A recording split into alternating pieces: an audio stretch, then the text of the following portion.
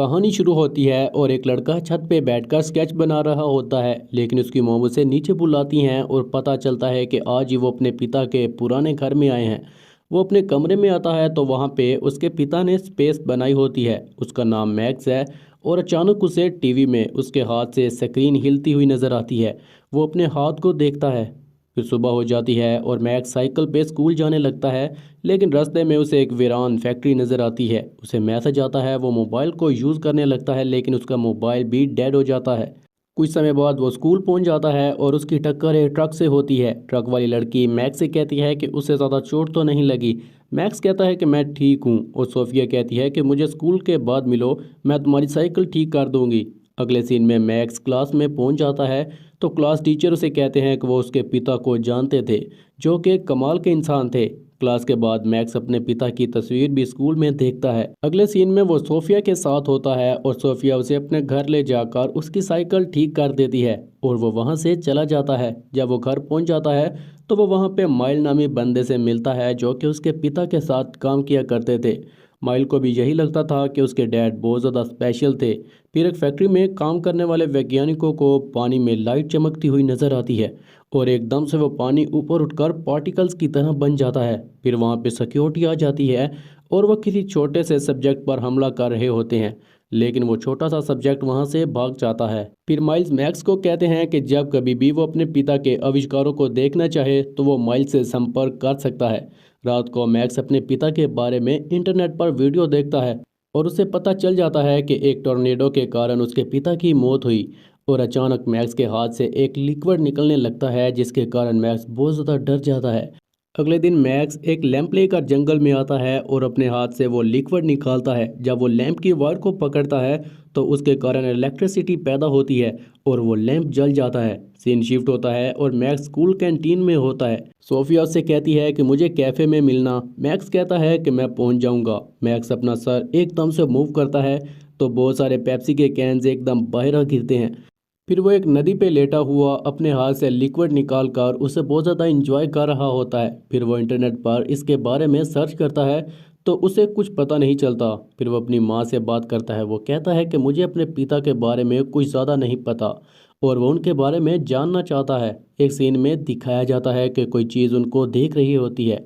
सुबह हो जाती है, मैक्स सोफिया की तरफ जा रहा होता है और वो चीज़ फिर से मैक्स को देख रही होती है। मैक्स सोफिया के पास पहुंच जाता है और वो वहाँ से एक ड्रिंक पीता है और सोफिया उसे कहती है कि वो अपना नंबर उसके मोबाइल में सेव कर दे। जैसे ही वो मोबाइल पकड़ता है तो उसका मोबाइल भी डेड हो जाता है और मैक्स की हालत बहुत ज़्यादा ख़राब होने लगती है और वो वॉशरूम में आ जाता है तो उसके पूरे शरीर से वो लिक्विड निकल रहा होता है।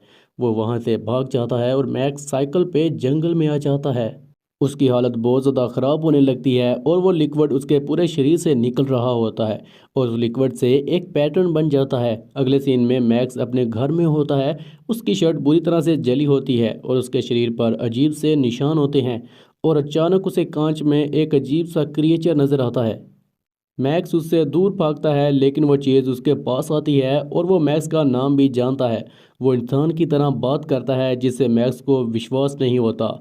मैक्स उससे पूछता है कि वो क्या है और वो बताता है कि उसका नाम स्टील है। वो एक एलियन है जो कि स्पेस से आया है। दरअसल स्टील बताता है कि वो मैक्स को प्रोटेक्ट करेगा उन चीज़ों से जो उसे मारने की कोशिश कर रही हैं। इतनी देर में मैक्स की माँ ऊपर आ रही होती हैं और मैक्स कहता है कि मेरी माँ ऊपर आ रही हैं, जिसे सुनकर स्टील कुछ ये कहता है। ना होगा, ये मेरी बॉम्ब से तुम्हें खतरा है। मैक्स उसे छुपा कर माँ से बात करता है और वो मैक्स के शरीर से वो लिक्विड एब्जॉर्ब कर लेता है। मैक्स स्टील को एक बैग में डालकर जंगल में ले आता है। स्टील बताता है कि यह एनर्जी मैक्स की जान ले सकती है अगर स्टील उसके साथ ना हुआ तो, क्योंकि इतनी एनर्जी से वो एक्सप्लोड हो जाता। और अचानक वहाँ पे कुछ लोग आ जाते हैं। वो डिवाइस से कुछ देख रहे होते हैं। स्टील कहता है कि हमें लिंक हो जाना चाहिए। इतनी देर में वो लोग इन पर हमला करते हैं।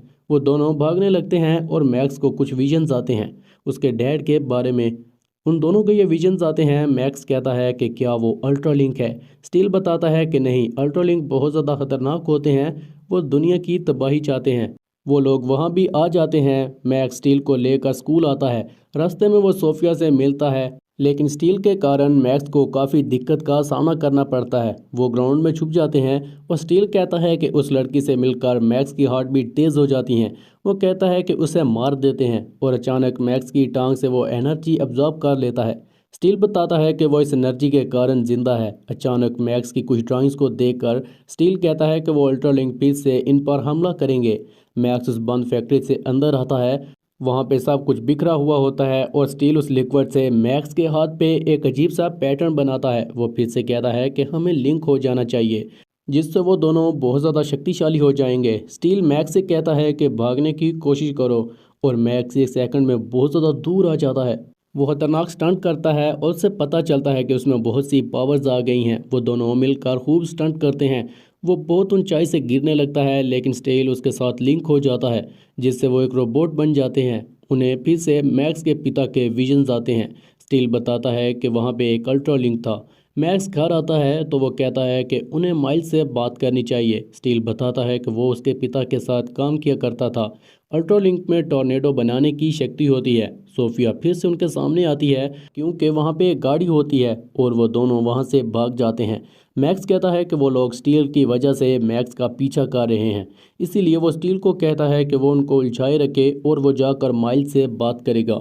मैक्स भागता है और सोफिया फिर से सामने आ जाती है। वो कहता है कि उसे कहीं जाना है। वो अपनी साइकिल ट्रक पे रखता है और वो दोनों माइल्स की तरफ निकल जाते हैं।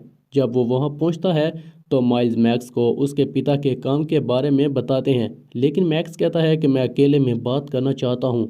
वो दोनों मैक्स के पिता के बारे में बात कर रहे होते हैं और अचानक मैक्स की हालत बहुत ज़्यादा ख़राब हो जाती है। वो वहाँ से भाग जाता है और भागते हुए एक वीरान जगह पे आ जाता है जहाँ पे एक तूफ़ान आता है। दरअसल वो एक टॉर्नेडो होता है और मैक्स उससे बचकर भागता हुआ एक अनजान घर में आ जाता है। वो टॉर्नेडो शांत हो जाता है।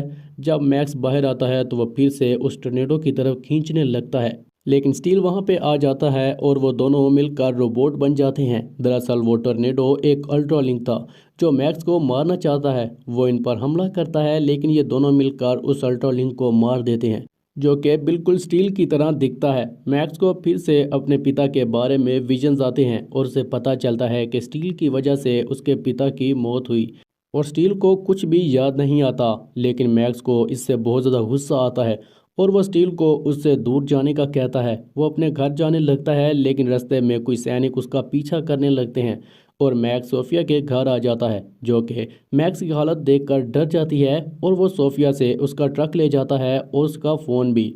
वो तुरंत माइल्स को कॉल करता है और बताता है कि कुछ लोग उसकी मोम को ले गए हैं। माइल्स को भी पता चल जाता है कि अल्ट्रालिंक ने उस पर हमला किया था और वो मैक्स को उसके पिता की पुरानी लैब में आने का कहता है। ट्रक बंद हो जाता है और वो साइकिल पर फैक्ट्री के बाहर आ जाता है। जब वो लैब में अंदर आता है तो सीन कट करके उसकी मोम को दिखाया जाता है। वहाँ पे कुछ सैनिक आते हैं और उन्हें पता चलता है कि माइल्स ने उन सैनिकों को स्टील को मारने का ऑर्डर दिया था। वो कहती हैं कि जब तक वो कंपनी की ऑनर हैं तो वो लोग उनका हुक्म मानेंगे। वो कहती हैं कि मेरे बेटे को तलाश करो। दूसरी तरफ मैक्स को लैब में विजन्स आते हैं कि उसके पिता अल्ट्रालिंक्स को रोकना चाहते थे और माइल्स भी उनके साथ होता है, लेकिन माइल्स उसके पिता पर हमला करता है क्योंकि वो अल्ट्रालिंक के साथ मिल गया था और वो स्टील से कहते हैं कि मेरे बेटे का ध्यान रखना। माइल्स मैक्स के पिता को मार देता है। तभी मैक्स को पता चलता है कि माइल्स वहाँ पे आ चुका है, जो कि अपने सूट में है। मैक्स उसे मारने लगता है, लेकिन माइल्स बहुत ज़्यादा शक्तिशाली हो चुका है और वो मैक्स को मारने लगता है। माइल्स मैक्स को कहता है कि उस कोर में जाओ ताकि वो मैक्स की एनर्जी हासिल कर सके। वो उस कोर में आता है तो वो स्टील वहाँ पे जाग जाता है और वो दोनों लिंक होकर रोबोट बन जाते हैं। मैक्स उस पर हमला करता है, लेकिन माइल्स भी बहुत ज़्यादा शक्तिशाली है। उन दोनों में काफ़ी देर तक फाइट होती है और वहाँ पे सैनिक आकर माइल्स पर हमला करते हैं और वो उन्हें भी मारने लगता है, लेकिन मैक्स इस बार पूरी ताकत से हमला करता है और वो अपनी पूरी एनर्जी को इस्तेमाल करके माइल्स को मार देता है। इससे उन दोनों की भी हालत बहुत ज़्यादा ख़राब हो जाती है और वहाँ पे मैक्स की मॉम आ जाती हैं। वो ऑलरेडी स्टील को जानती हैं, जिससे मैक्स हैरान हो जाता है। घर में वो बताती हैं कि माइल्स ने ही उन्हें यहाँ पे बुलाया था, लेकिन उनको माइल्स की सच्चाई नहीं पता थी।